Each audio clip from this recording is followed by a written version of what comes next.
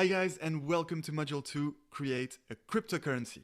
So no worries, you can see that we are still in Module 1 right here, but that's because, as you understood, we're going to use this blockchain created in Module 1 to build our cryptocurrency. Indeed, our cryptocurrency will be based on the blockchain technology, as it is the case for most cryptocurrencies. And so we're going to take this blockchain, we're going to develop it, we're going to decentralize it, and this will create our cryptocurrency, the Atcoin. So let's create the Atcoin, and therefore the first thing that we're going to do now is simply create a new file. So we're going to go at the top here, you click on File, you click here on New File, and there we go. We're going to remove this, and we're going to save it in Module 2. So here, let's go to our desktop or wherever you created this blockchain A to Z folder. Let's go inside this folder and let's now go to Module 2, create a cryptocurrency. And that's where you want to save your file that we're going to call atcoin.py. So feel free to call this cryptocurrency by any other name. Atcoin is of course because my name is Adelin and I thought it was funny to call it the Atcoin. But if your name is Pete, for example, you can call it the Petecoin. All right, so whatever you choose, if you're ready, let's click on Save. And there we go. We have our new file in our new working directory folder, which is this Module 2 Create a Cryptocurrency folder, which now contains the Atcoin Python file. Perfect. So now what we're going to do is we're going to take the whole blockchain implementation of Module 1. We're going to select the whole code, copy it, and go back to our file to paste it. And there we go. That's from this point that we're going to develop it and transform it into a cryptocurrency. So now we no longer need this blockchain.py file. We can save this file again. And there we go. We are ready to start building the Atcoin. All right. So first of all, to be installed, what do we need? Do we need Flask and Postman? Yes, of course. But we need an additional library, which is the request with an S library. And more specifically, the following version, that is 2.18.4. All right. And I'm going to write to you the pip installation. You just need to type in a terminal or in the Anaconda prompt for those of you who are on Windows, pip install, and then this requests equals 2.18.4. So I'm copying this and I'm pasting that right here. And so now let's install this. So I'm just copying the whole command line.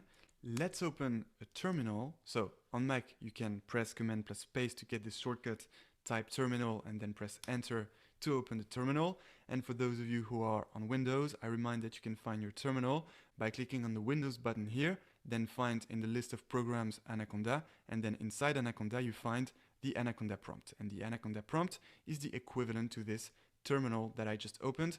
And for those of you who are on Linux, I'm sure you know how to open a terminal. It should be right here on the left, as it is one of the main features of Linux. All right, so there we go inside the terminal or the Anaconda prompt. Let's paste the request pip installation, so that will directly install the request library inside the Anaconda root environment. That's what pip is for. So let's press Enter, and there we go. As you can see, everything is already satisfied for me. That's because, of course, I installed it before, but if that's not the case, no worries. The installation will be smooth and easy.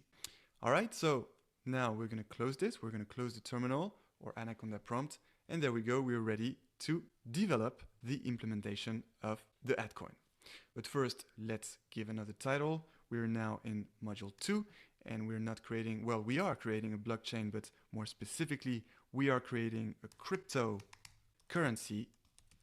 All right, much better. So all good with the title, all good with the libraries to install in the terminal. And now what about the libraries we need to import? Well, again, there is some extra stuff to import. So first of all, we have to import datetime because of course we will get the exact time when a block is mined. So we have to keep this. We will of course keep hashlib because of course we will be using some cryptographic hash functions again, and it will be still the SHA-256 cryptographic hash function. We will of course use JSON again because especially now we're going to create the transactions which will be in the JSON format. And then from Flask, well, of course we're gonna use Flask again to create some web apps because we will still be in our user-friendly interface Postman, but this time on a decentralized network with several servers, that is several nodes all around the world. So you're going to see it's going to be quite something. However, from this Flask library, we're not only going to import the Flask class and JSONify, but also a third one, which is the request module. And that's because we will be connecting some nodes in our decentralized blockchain network. And to connect these nodes, we will be using the getJSON function, and this function will be taken from this request module. So that's especially because of these nodes that we're adding into our decentralized blockchain that we need this request module.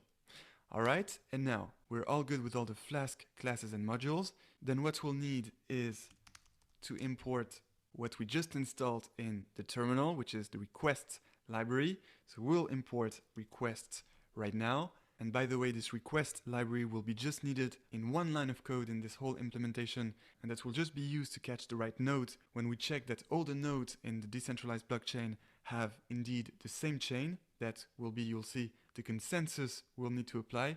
We'll see that in much more detail, but basically that's where we'll use the request library.